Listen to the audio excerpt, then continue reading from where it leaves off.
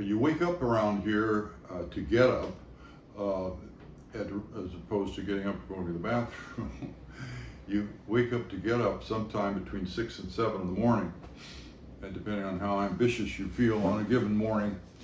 And so once you get up, let's say you get up at 7, which is more common, and you make the coffee, and then you know that you've got about 2.5 hours before, by 10 o'clock at the latest, it's going to start getting pretty damn hot. So you've got those 3 hours to make breakfast, drink a couple of cups of coffee, visit. We do a lot of visiting early in the morning and figuring things out together. And then breakfast, then reading the news a little bit now that we've got Wi-Fi here, and then getting yourself cranked up to in my case, do some videoing. In Mary's case, it's to paint or read a book. She's an avid book reader, which I'm not.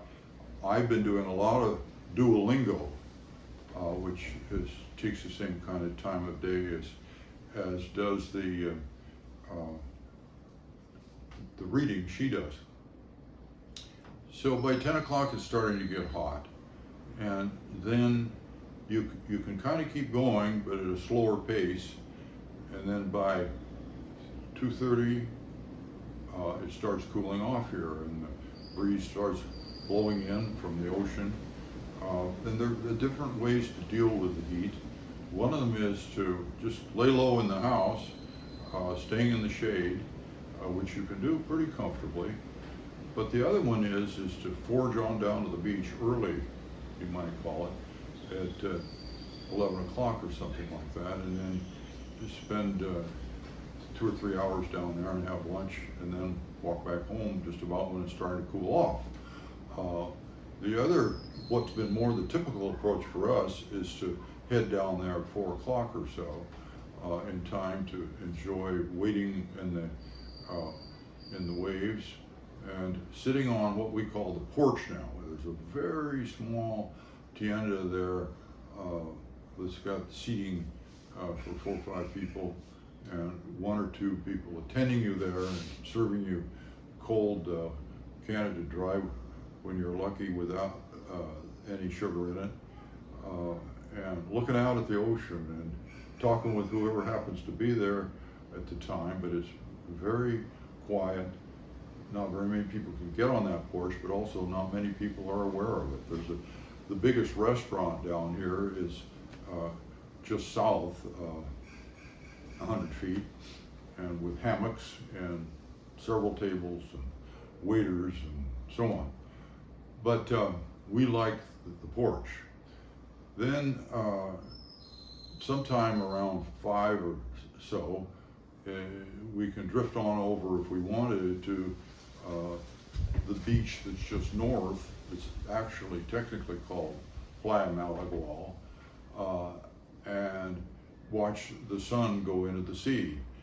From the porch, you can't see that. There's a large rock formation immediately north of that beach, and so if you walk around, you get down to Playa Malagual and watch the actual sunset, which is so gorgeous it's hard to believe. And then if you want, you can have dinner there, which we did last night, and you eat dinner just as it's getting really dark, and you get a fantastic dinner. Mary and I both had fish fillet last night with jalapeno sauce, and the whole thing cost us, for the 2 of us, like $16, $17, like $8 each, with some water we bought. And then you walk home. And so yesterday we walked 2.5 miles down to the beach and back, and that was really a good, solid workout for a couple of aging young people. That's sort of a day in the life.